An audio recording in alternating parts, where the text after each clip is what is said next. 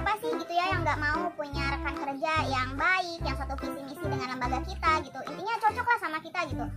Kenapa kita harus punya teman kerja yang satu visi misi atau yang kerjanya juga ikhlas, intinya ngejalannya fun gitu untuk kerja di sini gitu. Untuk apa teman-teman? Biar lembaga kita itu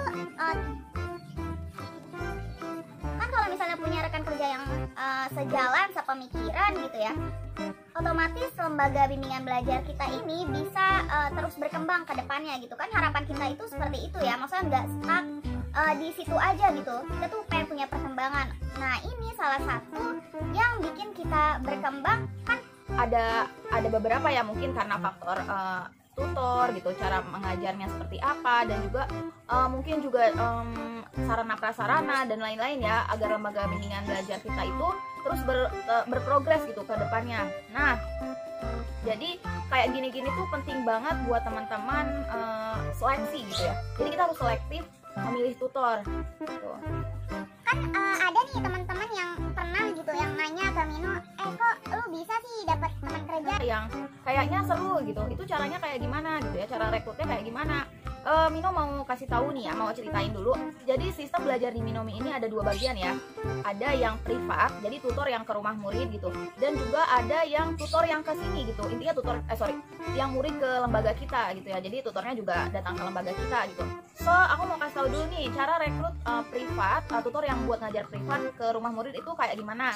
Jadi kan waktu dulu tuh Mino juga buka privat ya di Jabodetabek. Cuma kayaknya untuk saat ini aku tuh kayak udah nggak fokus di Jabodetabek itu. Jadi kayaknya udah ranahnya lebih fokus ke daerah Rangkas Bitung gitu ya, Kabupaten Lebak. Yang jelas kalau misalnya untuk privat itu dia berpengalaman mengajar lah ya. Jadi intinya misalnya nih si adeknya mau les matematika, nah tutornya harus ada pengalaman pernah ngajar les matematika kayak gitu. Atau kalaupun ternyata belum pernah punya pengalaman ngajar mapel tersebut, yang jelas bisa membuktikan loh gitu loh, kamu tuh bisa kita rekrut untuk jadi pengajar gitu privat dengan bukti misalnya apapun itulah ya, ketika misalnya interview lah atau ada tes apa gitu. Nah terus gimana kalau misalnya kita rekrut tutor untuk lembaga, maksudnya untuk tutor yang ngajar di sini gitu, di Minomi gitu, itu kayak gimana gitu ya? Kok bisa sih tutornya seasik itu, seramah itu, terus juga kayaknya ngajarnya juga seru gitu. Jadi aku mau sedikit kasih bocoran ke kalian, semoga ini membantu buat teman-teman yang juga buka bimbel di rumahnya ya. Nah kalau Minomi ini kayaknya untuk rekrut tutor aku punya kriteria sendiri. Nah kriteria tutor yang aku cari gitu ya untuk ngajar di Minomi course biasanya kayak gini. Dia tuh belum nikah, intinya masih muda lah ya, mungkin masih sepantaran sama Mino gitu. Untuk apa? Biar di kelasnya itu kalau tutornya masih muda mungkin pikirannya belum terlalu banyak ya, intinya kayak lebih fokus ke anak-anak juga gitu. Terus biasanya Minomi juga rekrut tutor yang backgroundnya santri, intinya dari santri modern. Kenapa gitu? Karena kalau santri pondok modern itu dia kehidupan sehari-harinya waktu jadi santri itu dua bahasa teman-teman, ada bahasa Arab dan bahasa Inggris gitu. Itu jadi kayak seminggu bahasa Arab untuk percakapan sehari-harinya, seminggu lagi bahasa Inggris. Karena di Minomi ini kan ada les bahasa Arab sama bahasa Inggris juga kan, jadi lebih memudahkan para tutor ketika mengajar di Minomi kalau ternyata backgroundnya aja udah bahasa Arab bahasa Inggris gitu loh. Apalagi kalau dia backgroundnya santri pondok modern, terus juga dia lagi kuliah jurusan bahasa Inggris atau bahasa Arab atau pendidikan gitu ya, itu sangat berpeluang besar untuk tutor itu ngajar. Nah, terus juga dia tuh berpengalaman mengajar ya, walaupun ternyata backgroundnya nih udah sesuai dengan yang aku cari gitu, tapi dia belum berpengalaman mengajar gitu. Tenang, jadi di sini tuh ada semacam training dulu gitu ya. Teman-teman bisa ngajar dulu sekitar misalnya 4 kali pertemuan. Jadi ketika dilihat ternyata sudah 4 kali pertemuan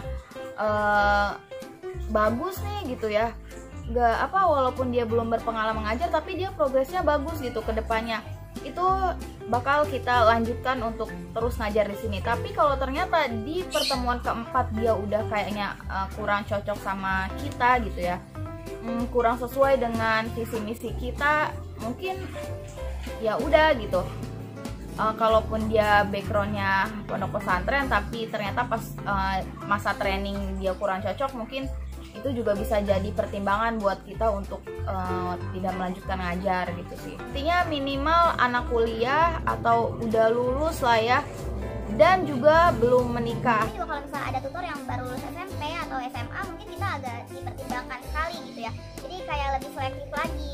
Kalau ternyata yang baru lulus SMA ini sesuai dengan kita gitu, intinya bisa lah untuk ngajar di sini, nggak apa-apa sih.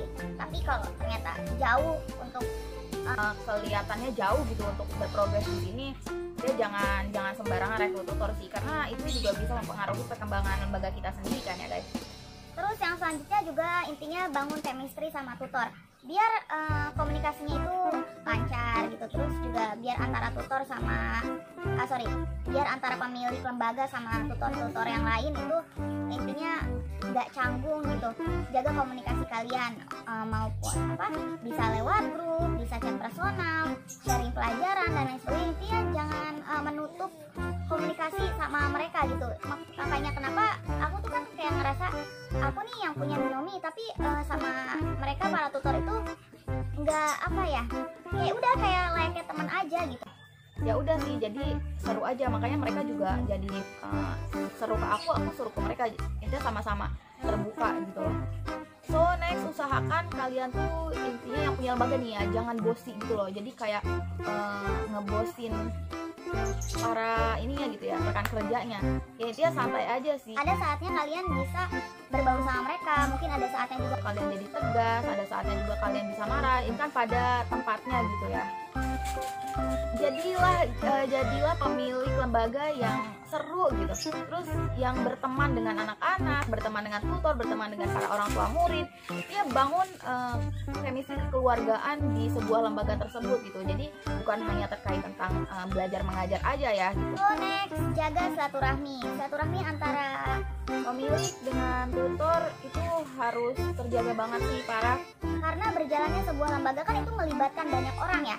Ada pemiliknya, ada para pengajar, murid, ada orang tua. Jadi itu semuanya mencakup jadi satu gitu. Kalau kita nggak jaga silaturahmi sama tutor, nggak baik gitu lah, intinya nggak komunikasinya jelek lah, itu sangat mempengaruhi banget nantinya gitu loh teman-teman. Jadi intinya tetap jaga silaturahmi. Next, ajak terlibat kegiatan. Contoh nih, lembaga kalian lagi ngadain acara 17 Agustus. Nah itu kan kamu nggak mungkin dong ngadain 17 Agustus cuma sendiri gitu, tanpa tutor-tutor yang lain, tanpa rekan kerja yang lain gitu. Ajak terlibat lah, misalnya mereka jadi panitia, bisa ada yang jadi MC, bisa jadi bagian juri gitu kan, nanti 17 Agustus ada lomba gitu ya. Terus ada yang misal jadi seksi konsumsi gitu loh. Jadi emosional kalian tuh terbangun gitu loh. Contoh ada event vacation gitu, mereka tuh jadi dikasih tanggung jawab nih sama kalian, sama pemilik lembaganya. Misal tutor si A, kamu tugasnya menjaga anak-anak TK gitu ketika vacation nah contohnya berenang gitu ya. Tutor si B membimbing anak-anak yang SD gitu loh. Jadi komunikasinya tetap berjalan ya. Ini paling itu aja dulu ya yang aku share ke teman-teman. Semoga membantu buat kamu yang punya lembaga juga. Dia jangan salah pilih tutor ya guys. Hati-hati banget. Karena aku pernah ngalamin kasus dimana salah pilih tutor. Yang ada dia tuh udahlah pokoknya selektif lah pilih tutor ya. Oke, thank you for watching and see you in the next video. Bye.